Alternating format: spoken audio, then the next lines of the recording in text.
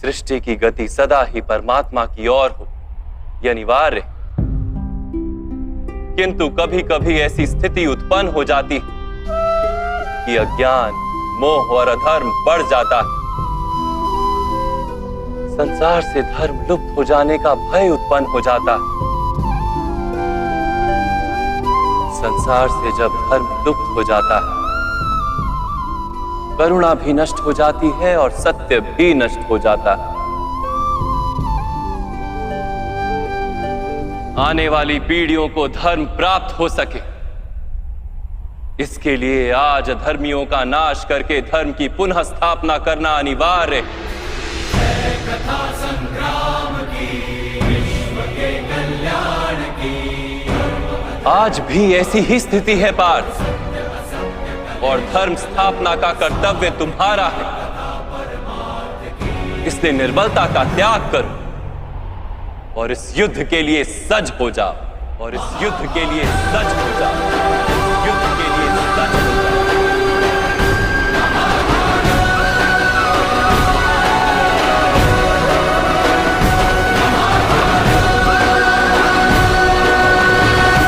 परंतु मेरे हाथों हत्याएं होंगी माधव, मेरे कारण किसी के प्राण जाएंगे तो मेरे अंतर की करुणा का नाश नहीं हो जाएगा। और यदि धर्म का आधार करुणा है तो क्या मेरी आत्मा धर्मी नहीं हो जाएगी?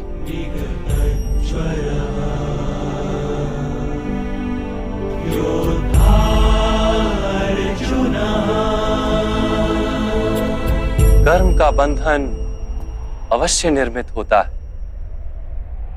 किंतु कार्य का बंधन निर्मित नहीं होता पार्थ। तुम्हें कर्म और कार्य के बीच क्या भेद है, ये जानना आवश्यक है। सभी कर्म कार्य हैं, किंतु सभी कार्य कर्म नहीं। कर्म उस कार्य को कहते हैं जिसके साथ फल की आशा जुड़ी हो। मनुष्य जब भी सुख की, संपत्ति, प्रशंसा की आशा रखकर कोई कार्य करता है तो वो उस कार्य के फल से बंध जाता है। जब किसी कर्म को फल की आशा से किया जाए तो उसे सकाम कर्म योग कहते हैं, और जब किसी कर्म को बिना किसी फल की आशा से किया जाए तो उसे निष्काम कर्म योग कहते हैं। इसी कारण से उसे बार बार जन्म लेना पड़ता है। वास्तव में मनुष्य को कोई कर्म नहीं बांधता, उस कर्म से जुड़ी आशाएं उसे बांधती हैं। वो कैसे माधव? यदि इस युद्ध में तुम्हें विजय होने की आशा है तो पराजित होने पर तुम्हें भीषण दुख होगा, और वो दुख तुमसे कोई अन्य कार्य करवाएगा जिसके लिए तुम्हें दूसरा जन्म लेना पड़ेगा। और यदि तुम विजयी हुए तो तुम्हारा अहंकार बढ़ेगा, और वो अहंकार तुम्हें विश्व विजय के लिए प्रेरित करेगा, तुमसे हत्याएं करवाएगा, और उसका पाप तुम्हें बांधेगा। विचार करो, यदि तुम्हें इस युद्ध में ना विजय का मोह और ना पराजय का भय, तो इस युद्ध के अंत में तुम्हें सुख प्राप्त होगा या दुख प्राप्त होगा? ना सुख माधव, ना ही दुख। अर्थात तुम्हारा सुख, दुख, हताशा, निराशा, अहंकार युद्ध के कारण नहीं है। युद्ध के साथ तुमने जो आशाएं बांधी हुई हैं, उसके कारण है। क्या ये सत्य नहीं है पार्थ?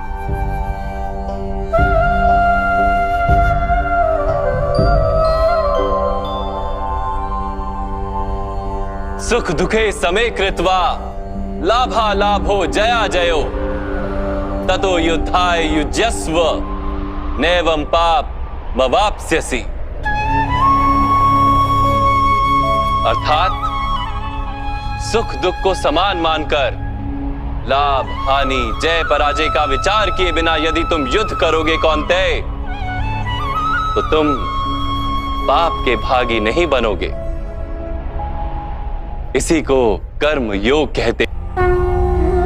जो सांख्य का ज्ञान प्राप्त कर लेता है वो ये जान लेता है कि वो शरीर नहीं, केवल एक आत्मा है। शरीर के भोग और अनुभव तो केवल मृत्यु तक है, अर्थात वास्तविक नहीं, केवल माया है। उसके लिए कर्मयोगी बनना सरल हो जाता है। परंतु माधव, यदि कार्य से बंधन निश्चित है तो क्या संसार का त्याग करके संन्यास लेना उचित नहीं? इसी विचार का परिणाम है कि आज ये युद्ध हो रहा है पार्थ।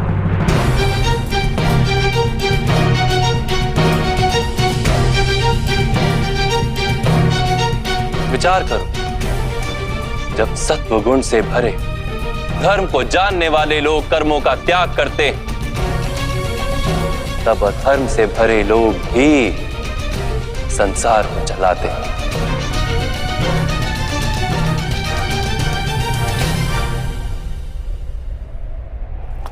यदि महामहिम ने संसार का त्याग ना किया होता तो आज अधर्म इतना बढ़ता ही नहीं।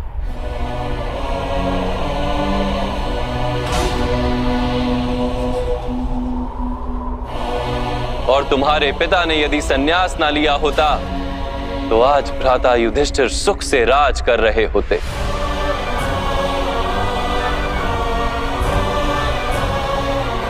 और अपनी प्रजा को न्याय और धर्म का ज्ञान दे रहे होते।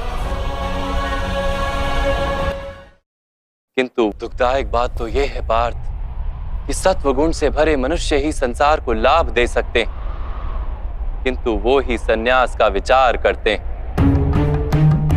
जैसे जल तो भाप बनकर उड़ जाता है और कीचड़ कीचड़ वहीं पड़ा रहता है, वैसे सत्वगुणी सज्जन लोग तो संसार का त्याग कर देते और तमस से भरे अधर्मी लोग संसार में कार्य करते हैं। इसी कारण से संसार में पाप और अधर्म बढ़ता है।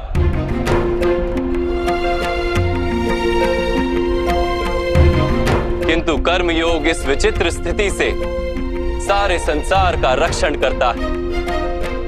कर्मयोगी फल की आशा का त्याग करता है, किंतु कर्मों का त्याग नहीं करता। वो इसी संसार में रहता है, सन्यासी की भांति सारे कार्य करता है, किंतु उनमें लिप्त नहीं होता। कर्मयोगी अपनी संतानों से, स्वजनों से, अपनी प्रजा से कोई अपेक्षा या आशा नहीं रखता। स्वयं उसे संन्यास का लाभ होता है, किंतु समाज को संसारी की भांति लाभ देता है। मनुष्य अपनी संतानों के सुख के लिए श्रम करता है माधव। अपनी संतान से सुख की अपेक्षा कैसे न रखे? मनुष्य अपनी संतानों के लिए जो भी करता है वो व्यापार है या प्रेम पार? प्रेम माधव। तो फिर अपने कार्यों के प्रति फल की इच्छा क्यों पार? भविष्य का लाभ तो व्यापार में देखा जाता है, प्रेम में नहीं। जो मनुष्य अपनी संतानों का चरित्र निर्माण उचित रूप से करता है, संतानों को प्रेम और धर्म के संस्कार देता है, उसकी संतानें भी मनुष्य को प्रेम और सुरक्षा अवश्य देती। संतानों के कर्म, स्वजनों के व्यवहार उनके कर्म है पार्थ। और जब उनके कर्मों पर हमारा कोई अधिकार नहीं होता तो उनसे आशाएं और अपेक्षाएं रखने का क्या प्रयोजन?